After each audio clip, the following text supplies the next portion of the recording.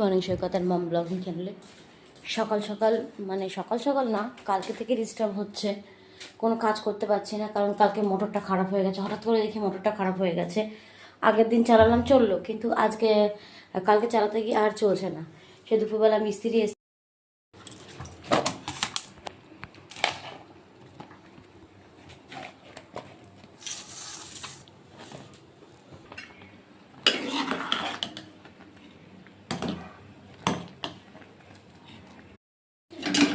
কোনো রকমে কাজ বাজ ছাড়লাম। আর রান্না, বাজারে গিয়েছিল বরমশাই, মাছ আনেনি বলছে, মাছ টাছ কিছু আনেনি। কারণ মাছ টাছ আনলেও তো আমাকে ধুতে গেলে হয় জল আনতে হবে, না হলে অন্যের লোকে কলে যেতে হবে, যে জিনিসটা আমার খুব বাজে লাগে। তবুও আমি মানে জল এনে নিয়ে কাজ করছি। ডিমের কারিতে মশলা কষিয়ে জল দিয়ে দিয়েছি, ডিম ভেজে তুলে রেখেছি। এই ধনে পাতাগুলো পরিষ্কার করে আমি ধনে পাতাগুলোকে বেছে ডিমের কারিতে দেবো, কারণ ওর বাবা খুব ভালো খায়। এই যে আলু ভাজা, আর এই হচ্ছে কুমড়োর ছেচকি।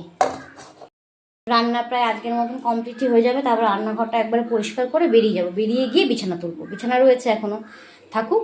খালি ডিমের কারিটা করলেই তো হয়ে যায়। বাসন ধোয়াও হয়ে গেছে, তারপরে সেরে রান্নাঘর একদম পরিষ্কার করে বেরিয়ে যাবো।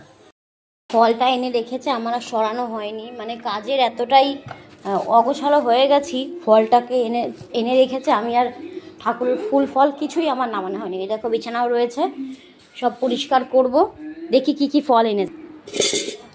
মিষ্টি নিয়ে এসেছে, পাম্পটা ঠিক হয়ে গেছে, এখন লাগাতে এসেছে মিস্ত্রিরা, দুজন মিলে লাগাতে এসেছে। কারণ জল না থাকলে আমাদের সব কাজ বন্ধ হয়ে যায়।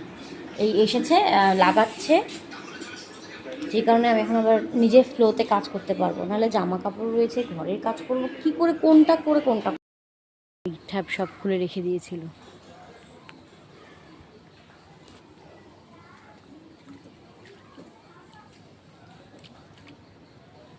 পাইপটা নিচে নামাইছে।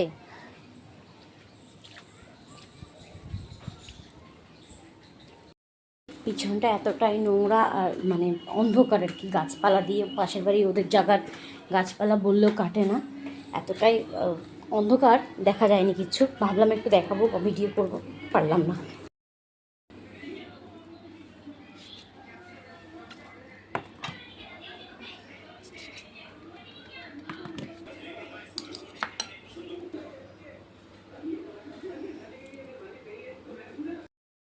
দুপুরের পরে বৃষ্টি পড়ছে, এতটাই গরম পড়ছে, ভাবলাম আমি একটু বৃষ্টিতে ভিজি। একদম ঝিরিঝিরি বৃষ্টি পড়ছে, কিন্তু মেঘ করেছে প্রচণ্ড, দেখো একটু তোমরা, প্রচণ্ড পরিমাণে মেঘ করেছে। তাই ভাবলাম আমি একটু 2-4 ফোঁটা আমার গায়ে লাগিয়ে যাই বৃষ্টির জল, যদিও লাগাতে পারি না, আমার ঠান্ডা লেগে যায়, শ্বাসকষ্ট আছে।